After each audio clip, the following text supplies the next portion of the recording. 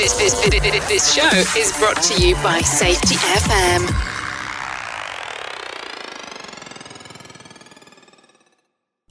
The following program is rated for mature audiences and may contain adult language, adult situations, and frank safety discussions.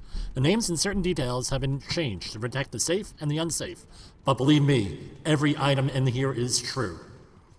This is going to be a shorter broadcast, this episode. We're going to talk about disaster preparedness. One of the passions of Safety Wars and JCP Technical is disaster and emergency preparation. And we'll get a whole series of these, especially as we approach the anniversary of 9/11, this year, the 20th anniversary. Disaster preparation, today on Safety Wars. Way back when I left my corporate job, I started a company with several other people that was addressing disaster preparation and response for the family unit, meaning your household, and small organizations and churches. One of our main focuses was that all of this is very personal and dependent on your circumstances or the circumstance of your organization. What we tried to communicate is that you need to be responsible as you're able to for your own disaster preparedness, whether it's at your company, house of worship, home, or anything else. Safety is partially about capacity and your ability to respond to emergencies. Last week, we had the issue with Colonial Pipeline and the attacks, the cyber attacks on it. The internet was filled with people panic buying gasoline. It reminded me of the oil crisis of 1974 when I was 3 or 4 years old, and then later on in my childhood in 1979. Long lines at the gas pumps, gas stations running out of fuel, and any other issues associated with that. So, what do we see?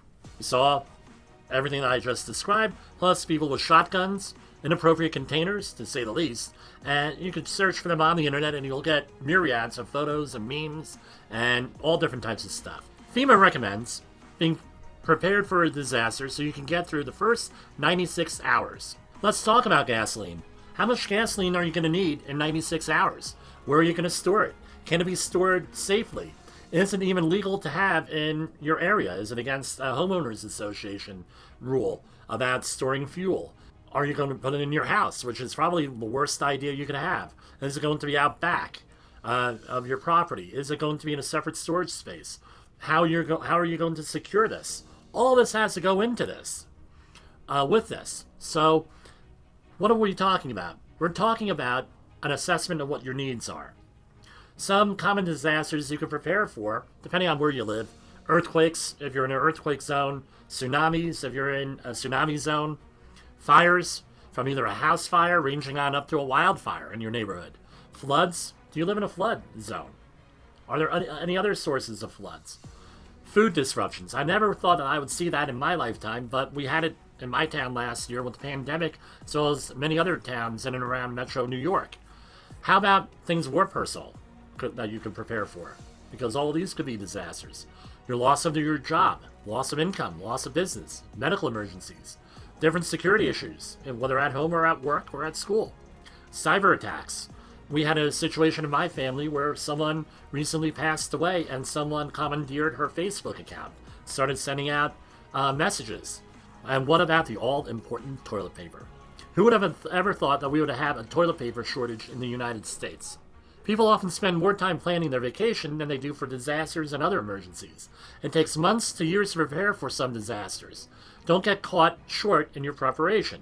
For Safety Wars, this is Jim Polzel.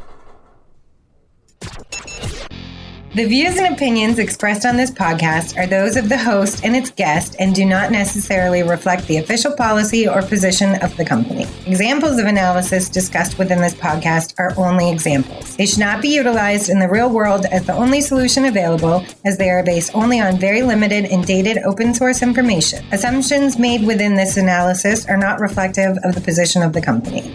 No part of this podcast may be reproduced, stored in a retrieval system, or transmitted in any form or by any means, mechanical, electronic, recording, or otherwise, without prior written permission of the creator of the podcast, Jay Allen.